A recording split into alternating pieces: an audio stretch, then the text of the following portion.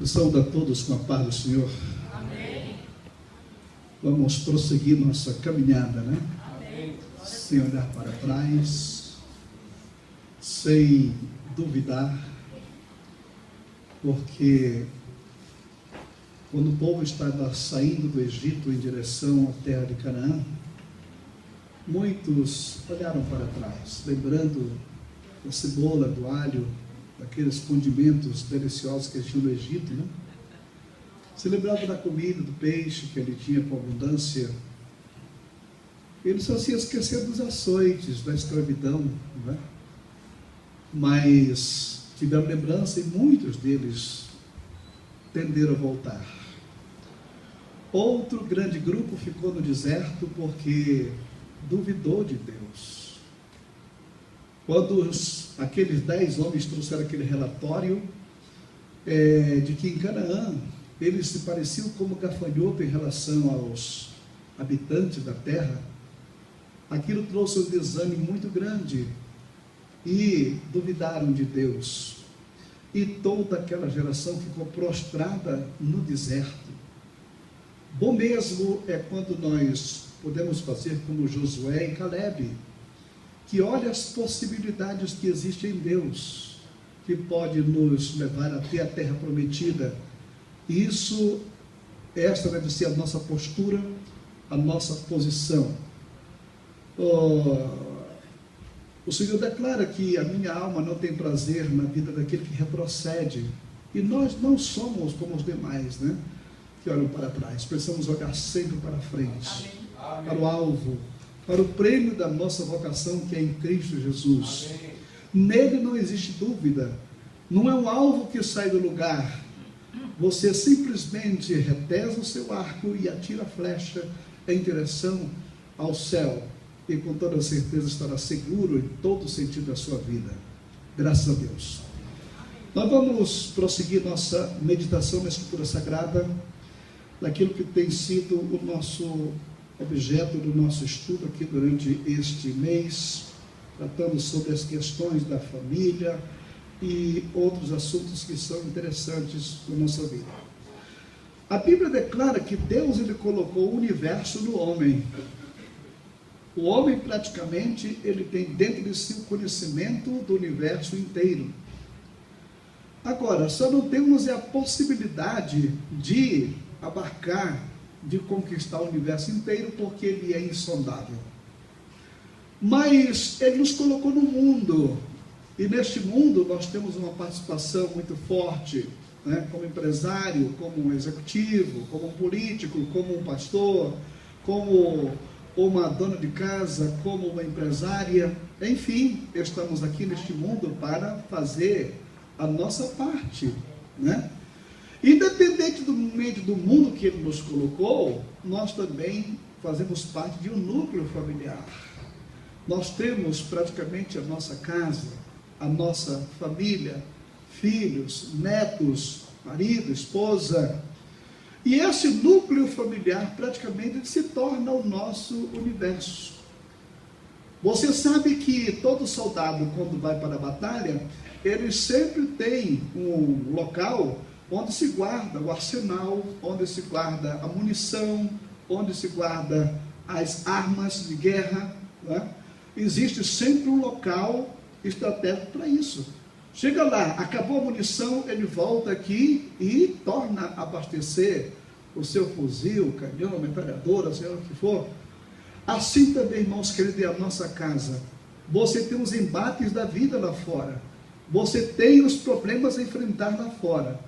Principalmente, como ouvimos falar, que a partir do dia 1º de junho agora, mês de junho, você vai começar a desfrutar do seu salário. Porque de janeiro até junho, até o final de maio, você trabalhou para o governo, ainda está trabalhando para o governo. Agora é que você vai começar a trabalhar para você.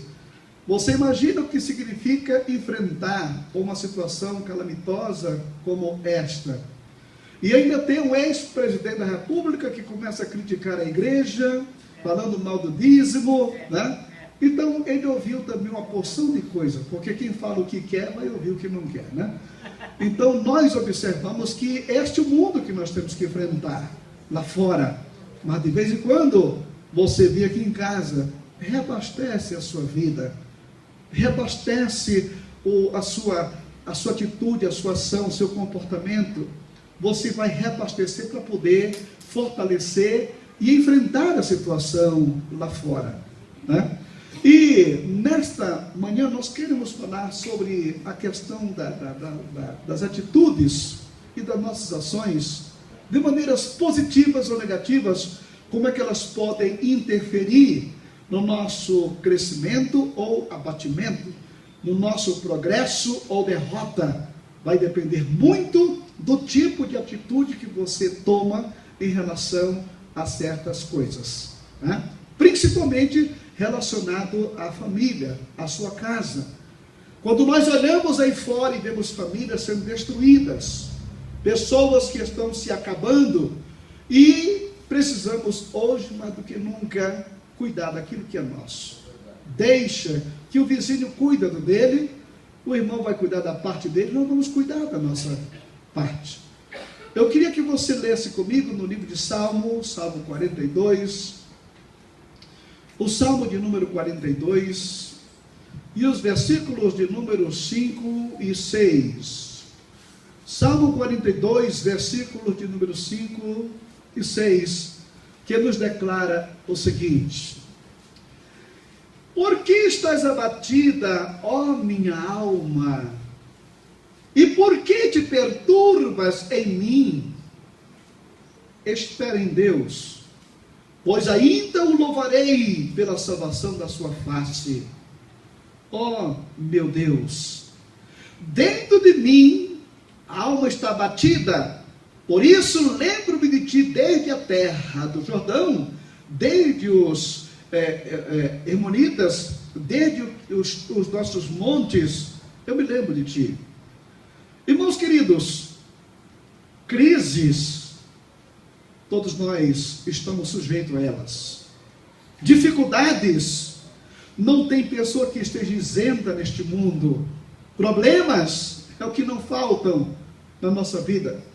Agora, o que nós precisamos na realidade é saber como encaramos as situações, né?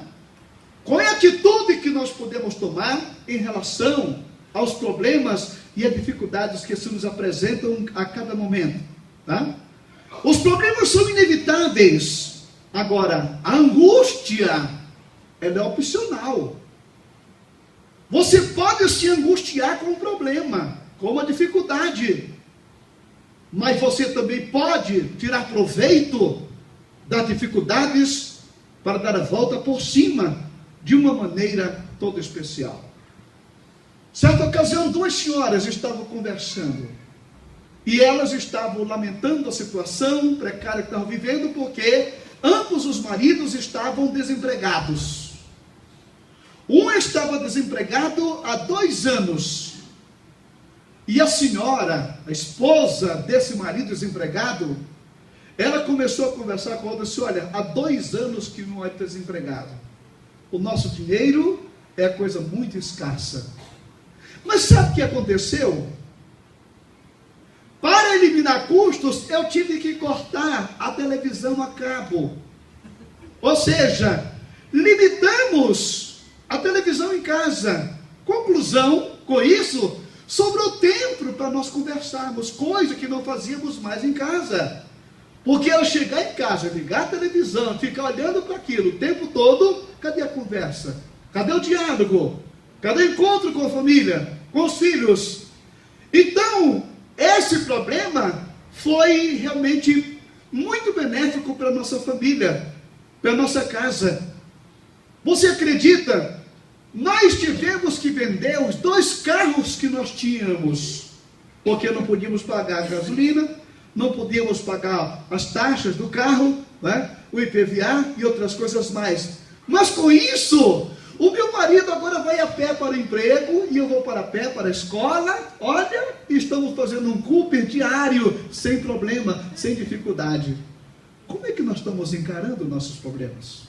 A outra senhora Foi disse: o meu marido está desempregado há 8 meses. Você não acredita como é humilhante a situação que nós estamos atravessando. Uma família que tinha 2 carros, tivemos que vender um e estamos só com um carro agora. Que situação humilhante que nós estamos atravessando. E o problema pior, sabe qual é? É que nós estamos dependendo de cestas básicas da igreja. Que humilhação essa que nós estamos passando, que dificuldade. Enquanto uma fazia do seu problema uma tragédia, a outra aproveitava os problemas para se fortalecer cada vez mais.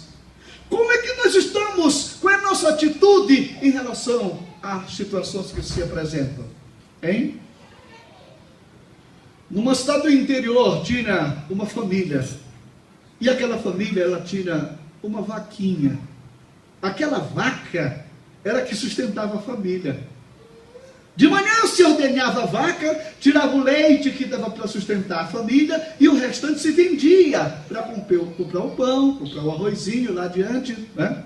Um dia passando o senhor por aquele local, viu aquela situação. Ele pediu aquela vaca emprestada e levou até a beira de um precipício e jogou a vaca fora. Quando a família se viu sem aquela vaquinha agora, que era o sustento da família, e agora? Como é que nós vamos viver? Hein? Como é que nós vamos passar? Aquele homem foi embora. Um ano depois, ele volta por aquele local e vê uma plantação bonita, uma casa nova. Isso, mas o que foi que aconteceu aqui? Não é porque depois que a nossa vaquinha morreu, desapareceu, então nós tivemos que trabalhar a lavoura, trabalhar o campo, e o resultado é isso. Irmãos, nem toda tragédia é fonte de desespero. Amém. Nós devemos ter atitude sincera de encarar as situações da vida como elas são, não com pessimismo, não. O salmo que nós acabamos de ler aqui nesse momento era para deixar este homem completamente arrasado, porque se você ler o Salmo 42, você vai ver aqui a história de um líder espiritual, de um homem que comandava o povo a glorificar a Deus no templo, de um homem que era uma liderança na sua nação. E o que foi que aconteceu com ele? A Bíblia não nos mostra, só nos dá a entender, é que ele perdeu o posto dele. Ele não era mais aquele sacerdote, não era mais aquele líder, não era mais aquela pessoa. Ele podia perfeitamente sentar-se num canto e esperar a morte, porque naturalmente o golpe que ele recebeu o levava àquela postura, àquela posição. Mas de repente ele se senta, não como pessimista que se senta e lastima, mas como otimista que se levanta e age. E ele começou a conversar consigo mesmo, dizendo: por que estás abatido, minha alma? Por que tu te perturbas dentro de mim? Espera em Deus, pois ainda o louvarei, ainda o glorificarei, a Ele, Senhor meu e Deus meu. Irmãos, ficar prostrado, ficar abatido, ficar lamentando a sorte, não é esta a postura de um pai de família, de uma mãe, não. O problema se abateu, vamos dar a volta por cima. Vamos tirar o positivo deste lado, daquela tragédia que veio sobre a casa, sobre as finanças. Nós podemos tirar lições impressionantes daí. Nós conhecemos a história de um cidadão. Hoje, por exemplo, você está aí com a sua blusa, com a sua calça, usando um velcro. Esse velcro foi a criação de um homem, que ele estava passando por uma situação muito difícil de enfermidade, e teve que ir para a região montanhosa do seu país. E andando por aquela região montanhosa, pelo meio do mato, quando ele voltou para casa, ele olhou que a beira da calça dele estava cheia de carrapicho, os carrapichos que seguraram na perna dele, né? E ele pegou aquele carrapicho e começou a tirar. E à medida que ele foi tirando, ele foi juntando um ao outro. E depois notou que um carrapicho se colava no outro. E foi daí que surgiu o velcro, que hoje se usa no mundo inteiro. Qualquer coisa se usa velcro praticamente hoje. De onde nasceu isso? de uma doença, de uma enfermidade. Agora ficar lamentando a sorte, catalogando doença, catalogando os problemas, as dificuldades, ninguém olha para mim.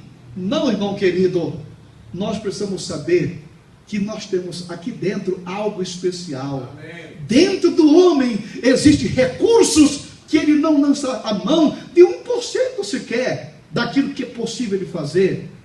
Então este homem aqui, ele simplesmente se levanta e começa a dizer: por que estás abatida dentro de mim, ó minha alma? Por que fica sentada se prostrando aí e lamentando a sorte? Espere em Deus, o teu momento vai chegar. Amém. E como de fato ele chegou depois, quando você lê o Salmo 84, você vê a volta deste homem que deu a volta por cima. Tá? Mudar de atitude para mudar de ações, de ação. Você sabe que as nossas ações, elas são reveladas pelo tipo de atitude que nós tomamos. Eu gostaria que você abrisse ainda no capítulo de 1 Reis, o capítulo 19, o versículo de número 4. Olha o que nos declara aqui a palavra de Deus. Então, mudar de atitude para mudar de ações. 19:4 de 1 Reis declara o seguinte: ele, porém, foi ao deserto, caminho de um dia, e foi sentar-se debaixo de um zimbro, e pediu para si a morte, e disse: já basta, ó Senhor, toma agora a minha vida, pois não sou melhor do que os meus pais. Toma a minha vida, porque eu não sou melhor do que os meus pais. Você conhece muito bem essa história do profeta Elias, um gigante na fé, um homem de uma confiança extraordinária em Deus, uma pessoa que tinha possibilidade de fazer coisas sobrenaturais, fazer fogo cair do céu, e fazer com que a vitória de Deus sobre os profetas de Baal fosse uma coisa estrondosa. Agora, atitudes são muito mais importantes, pois afetam a maneira de eu me comportar e falar. Posso não ser capaz de controlar o meu ambiente e situações que enfrento, doenças, por exemplo, as dificuldades da vida, um filho drogado, uma pessoa que saiu de casa, uma falência que houve na empresa. Nós não podemos fazer absolutamente nada em certos momentos, mas qual é a minha atitude em relação a este assunto? Mas sou responsável por aquilo que faço. A minha atitude irá influenciar de maneira positiva ou negativa. O que aconteceu com o profeta? Você conhece perfeitamente a história. Um homem que enfrentou aqueles 850 profetas, que fez fogo cair do céu, fogo lamber a água, lamber as pedras e tudo ali, e era um gigante. E de repente o homem se vê diante de um dilema que não era tão grande como aquele, ou eu não sei se Jezabel valia mais do que 800 profetas, né? Devia ser uma mulher realmente daquelas mulheres extraordinárias, né? Porque até o marido dela tinha que comer baixinho com ela, falar baixinho com ela. E o profeta viu ali, na realidade, um perigo muito grande. Ficar brincando na frente de Jezabel, ficar brincando na frente do problema, da dificuldade que se avizinhava, ele simplesmente achou e sentiu com aquilo um abatimento muito forte, a depressão, o desespero. Irmãos, depressão misturada com desespero, o resultado é você bater em retirada e se esconder nas cavernas, entendeu? Se esconder bem longe. Agora o pior não é você bater em retirada. O pior é quando você tira o foco de Deus e começa a olhar para as possibilidades. Aquele homem, quando foi com os profetas de Baal, o que foi que ele falou naquele momento? Simplesmente ele olhou para o céu e mandou que Deus entrasse em ação, e Deus entrou em ação nesse momento. Tá? Se o Senhor é Deus, serviu. Se Baal, serviu.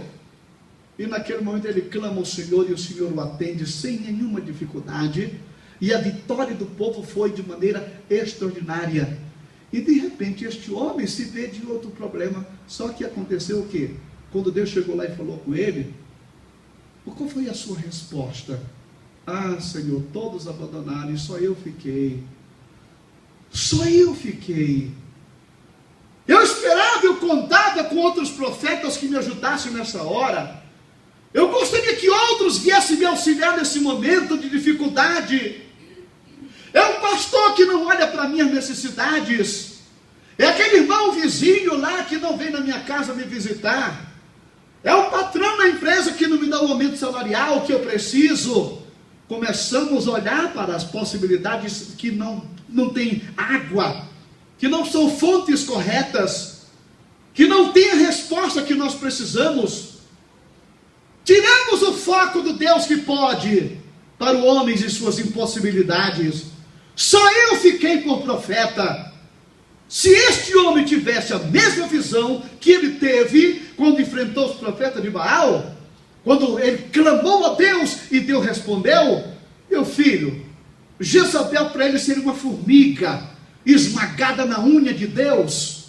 Por que de repente a sua fé cambaleia tanto? Porque ele começa a olhar para as possibilidades humanas que não tem condições. Aquele homem no Porto de Betesda, há 38 anos, quando Jesus chegou lá e perguntou, tu queres ficar são? O que foi que ele disse? Eu não tenho homem algum que me coloque lá quando a água é agitada. Para quem que ele olhava? Para o homem. Cada qual estava interessado na sua postura, na sua situação. Cada um estava interessado em si mesmo.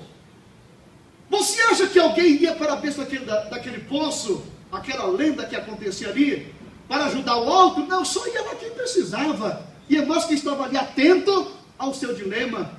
Não tenho homem algum.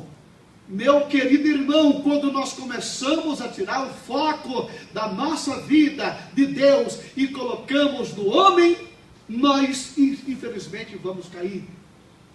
Vimos a leitura que foi feita aqui há pouco. Eleva os meus olhos para os montes. De onde me virá o socorro? De onde me virá o socorro? E o próprio salmista, depois da resposta, uns confiam em carro, outros confiam em cavalo, outros confiam no exército, outros confiam nas finanças, outros confiam na sua riqueza, outros confiam na amizade que tem, outros confiam nisso, naquilo outro. Mas de onde me virá o socorro? Meu socorro não vem de exército, não vem de cavalaria, meu socorro não vem. O homem que tinha tudo isto, ele dizia, o meu socorro, ele vem do Senhor. Amém. Irmãos, eu não sei qual é o problema que você atravessa na sua casa. Eu não sei qual é a dificuldade que você atravessa na sua família.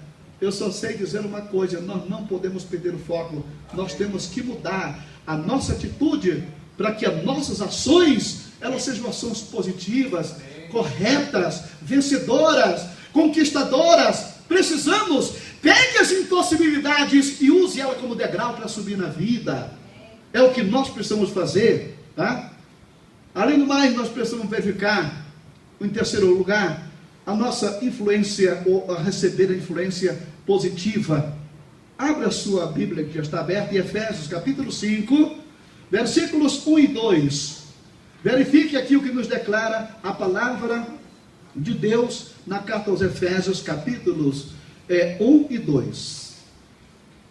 Olha o que diz aqui, a questão da influência positiva. Sede, pois, imitadores de Deus como os filhos amados, e andai em amor como também Cristo vos amou e se entregou a si mesmo por nós, em oferta e sacrifício a Deus em cheiro suave. Sede quem? Imitador de quem? Do Pelé? Do Ronaldinho? Daqui um dia você vai olhar para trás e esses homens não vão mais existir. Quanto de nós olhamos para ex-presidente dessa nação e hoje onde eles estão? Quanto de nós tínhamos um ícone na nossa vida e de repente fracassaram? Mas o que nós encontramos aqui nesse momento, irmãos, não é possível mudar a outra pessoa, mas é possível influenciá-las. Não critique, mas elogie. E a influência positiva, esta influência que você tem na Bíblia, esta influência que você tem na pessoa de Cristo, esta influência que você tem na vida dos apóstolos, que te leva a crescer na graça e no conhecimento do Senhor. Agora, nós podemos perfeitamente influenciar as pessoas, nós não podemos mudá-las. Eu vou fazer um jejum de 40 dias para Deus mudar o meu marido. Ele não vai mudar nada. Se oração mudasse alguém, o mundo já estava transformado. Porque mais do que a gente ora para que Deus abençoe nossa liderança, nossos políticos, nós temos que cumprir a nossa parte. Mas infelizmente, o mundo lá fora é diferente. É diferente. Eu não posso. Você não pode mudar o seu marido. Você não pode mudar a sua esposa. Agora você pode influenciá-los de maneira positiva. Irmãos, a pior coisa que pode existir na vida é você querer fazer com que o seu marido pense igual a você. Você fazer com que a sua esposa pense igual a você. É quando você quer impor a sua vontade. É quando você quer impor os seus caprichos. Você vai passar a vida inteira lutando de um lado para outro e não vai conseguir isso. Não vai conseguir. Dessa maneira, não. Eu conheço uma família. Esse pai daquela família tem 15 filhos. Já teve umas 3 ou 4 esposas. E está chegando hoje aos 90 anos de idade. Morando numa choupana, num lugar isolado, passando pior do que qualquer pessoa que vive aqui debaixo dos viadutos, entendeu? Depois de ter 15 filhos, ter tido 3 ou 4 esposas ou mulheres, não sei, e esse homem termina a vida isolado. Por quê? Porque a vida inteira ele tentou impor a sua vontade. Ninguém tinha voz ativa nesta casa. Ninguém tinha opiniões que pudesse prevalecer a dele. Só ele achava que estava certo. Só ele achava que estava correto. Só ele tinha a palavra final. Conclusão. Quem que aguenta uma situação dessa? Hein? Os filhos cresceram. Pergunte se alguém quis morar com ele. Pergunte se algum filho desse quer trazê-lo para morar dentro da sua casa.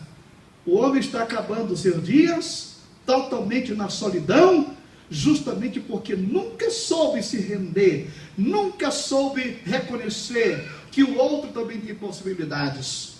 Irmãos, nós não podemos mudar nosso cônjuge, mas nós podemos influenciar. Influenciar como? De maneira positiva. O que o seu marido faz? Ele faz 10 coisas que te irritam, faz, mas tem uma que ele faz que você gosta, então elogie essa parte que ele faz de positivo para você. Elogie, ajude, fortaleça aquele ponto. E você vai ver que essa atitude vai mudar o comportamento de alguém. Desta maneira, nós podemos fazer. Mas fazer com que a pessoa mude para ser como eu sou? Não. Veja quais são os pontos fortes dele. E comece a tocar naquele ponto. Comece a elogiar. Como você carpe uma grama boa. Como você sabe fazer isso com prazer, né? Você vai ver que no mês seguinte ele vai estar lá cortando a grama de novo. Entendeu? Quer dizer, você fez ele cortar a grama sem você dar ordem, sem você mandar, apenas você elogiando. Você elogiando. Né? Agora, precisamos em muitos lugares ser positivo. Né? Esse dia eu estava vendo, eu estava dando um estudo para casar numa igreja, aí de repente o irmão lá, de oportunidade, um deles se levantou naquele instante e disse: Pastor Jorge, me ajude aqui numa coisa. Esses dias, a minha esposa, ela fez um prato que ela caprichou naquele prato. Ela foi buscar receita não sei aonde. Foi um negócio extraordinário. E ela gastou uma manhã inteira para fazer aquele almoço, aquele prato. E quando ela colocou aquele prato na mesa, ela perguntou: você gostou? Eu disse: olha, francamente, eu não gostei. Pronto, acabou com a mulher. Acabou, ele podia dar aquele parecer depois, mas naquela hora, eu sabia que eu sou uma negação na cozinha, que eu não presto nem para cozinhar. Pronto, aí virou um problema sério na casa. Ele disse, mas pastor Jorge, será que eu errei tanto assim? Mas, em que sentido? Porque se eu dissesse para ela que foi um bom almoço, no dia seguinte eu ia repetir a mesma coisa. Eu ia comer uma coisa que eu não gosto. Então temos que ser franco, temos que ser positivo nesse particular. Muito bem, mas tem momentos. Existe a hora certa para isso. A crítica nesse aspecto ela é destrutiva. Mas quando eu chego no dia seguinte, olha, o almoço que você fez ontem estava uma beleza. Mas aquele feijãozinho que você fez na semana passada, eu gosto muito daquilo. De maneira. Agora você chega lá colocando defeito, né? Então você vai entornar todo o caldo. Você pode perfeitamente fazer isso, né? Eu e a Raquel, nós temos uma experiência interessante, que já falei aqui, que a Raquel, ela morava, a família dela era muito grande, né? 8 irmãos, pai, a mãe e casa pastoral, sempre tem alguém por perto, né? Sempre tem alguém para almoçar, para jantar. E acostumada, a irmã Maria fazer aquelas paneladas de arroz, de feijão, e frango e outras coisas mais, porque era bastante gente, né? Aí nos casamos, só eu e ela. Agora, quando chegamos lá, como a Raquel estava começando, não tinha, digamos, aquela habilidade ainda. Eu sei que ela fez uma travessa de gelatina desse tamanho, entendeu? Tinha quase meio metro de gelatina. E fez aquele quadriculado bonito, etc e tal, né? Acabou de almoçar e colocou aquela gelatina ali na mesa. Digo, olha, mas que gelatina gostosa essa que você fez, viu? Gostei, sobremesa excelente essa. Para que eu fui dizer isso? No dia seguinte, como tinha sobrado a gelatina de ontem, gelatina na refeição. Terceiro dia, gelatina. Quarto dia, gelatina. Irmão, para acabar aquela travessa de gelatina, foi uma luta, foi um problema, entendeu? Eu fui dizer que estava bom, mas de fato estava boa a gelatina, irmão. Daí, falar em gelatina, eu gosto muito. Se você estiver por lá na sua casa hoje, eu vou lá buscar a gelatina. Mas o que acontece, né? Aquele irmão foi franco, porque ele não gostou da comida. Mas a hora de dar o parecer dele não era aquele momento. A crítica para a mudança, ela tem que ser feita de maneira construtiva. Nós podemos mudar, entendeu? A pessoa ou seu comportamento, batendo naquilo que ela gosta de fazer, elogiando. Como você pinta uma casa bem, como você varre um quintal maravilhoso, como você lava um carro melhor do que o rapaz lá do posto. Irmãos, isso faz bem para a família, faz bem para o casal. E o que nós temos aqui? Ser depois imitadores de Deus como filhos amados. Nós precisamos imitar ao Senhor, que Ele sempre tem uma palavra gostosa, o amor dele por nós é profundo. Você sabe que mesmo que você não preste, mesmo assim Deus declara o seu amor por você. É o que nós precisamos fazer cada dia mais, tá? E para concluir, nós precisamos ainda reconhecer que nós somos humanos, que nós temos as nossas falhas e nós temos os nossos erros. 1 João capítulo 1, versículo 8. Primeira epístola de João. No capítulo 1, versículos 8 e 9. 1 João 1, 8 e 9. Se dissermos que não temos pecado, que não temos falhas, que nós não temos nossos altos e baixos, enganamos a nós mesmos e não há verdade em nós. Se confessarmos os nossos pecados, Ele é fiel e justo para nos perdoar os pecados e nos purificar de toda a injustiça. Irmãos, existe uma falha muito grande no ser humano, sabe?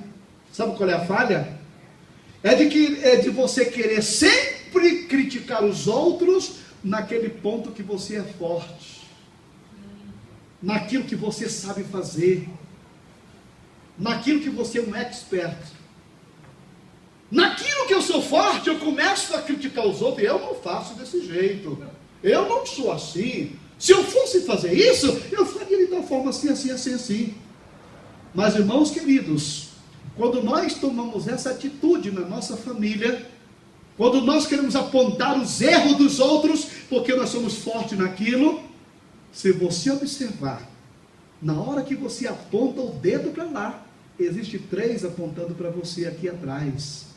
Porque você é tão falho como o seu filho, você é tão falho como a sua esposa ou como o seu marido, você é tão falho como aquele empregado que tem à sua disposição. O problema é que nós não queremos mostrar para os outros o nosso ponto fraco. Nós só queremos mostrar o ponto forte, naquilo que eu tenho, naquilo que eu sei, naquilo que eu posso fazer.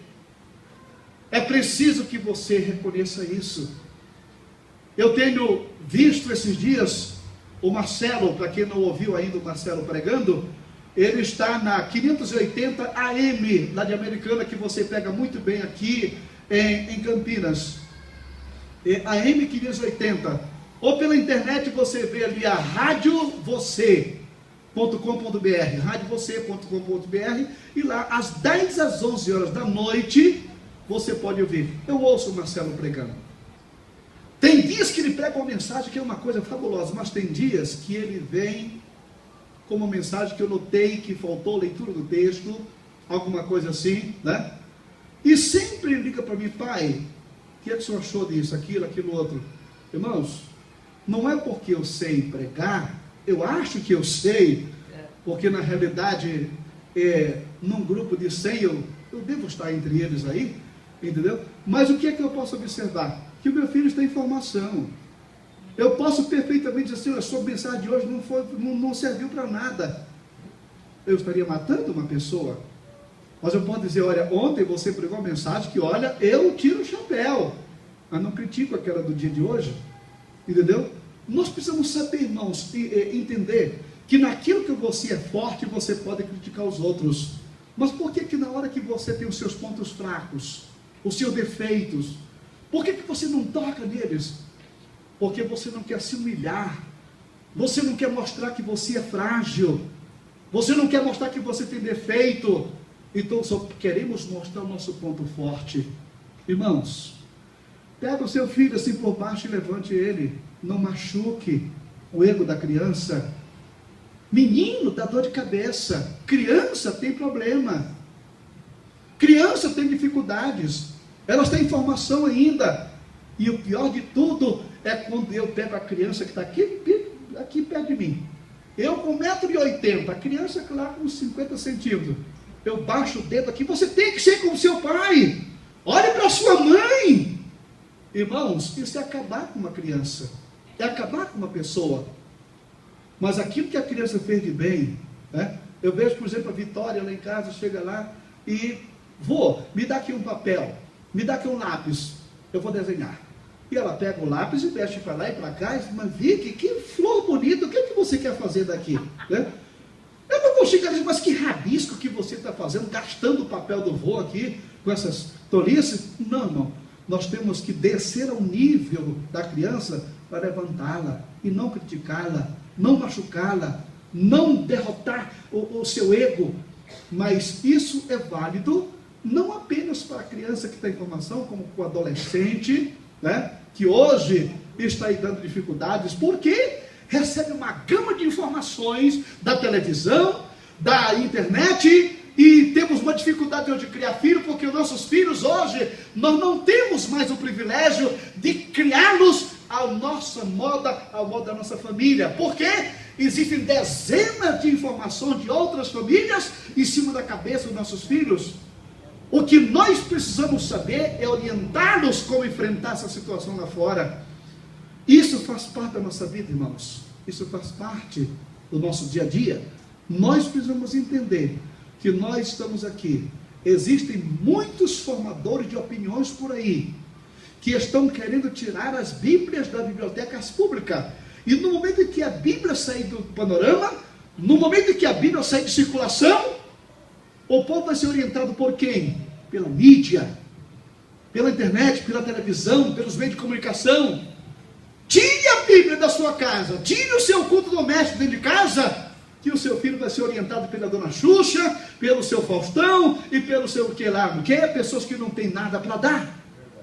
É preciso que nós tenhamos Deus em nossa casa, Cristo em primeiro lugar, a palavra de Deus sendo a tônica diária da nossa vida, porque o mundo que nós estamos atravessando, ele é cruel. Não pense que o mundo ama o seu filho, não, só quem ama é Deus. Pelo contrário, o mundo quer a destruição da sua família, porém, se Deus é por nós, quem será contra nós? Então se segura nele, se firma em Cristo Jesus. Amém, irmãos? Pai de amor, nós te glorificamos por esses momentos na tua presença. Que o teu santo, eterno e doce Espírito continue falando ao teu povo de uma maneira especial. Abençoa cada família aqui presente e aqueles que estão nos assistindo pela internet. Que a tua bênção esteja em cada lar, em cada casa, em cada família, e que nós possamos prosseguir olhando para Jesus, que é o autor e consumador da nossa fé. Amém e amém.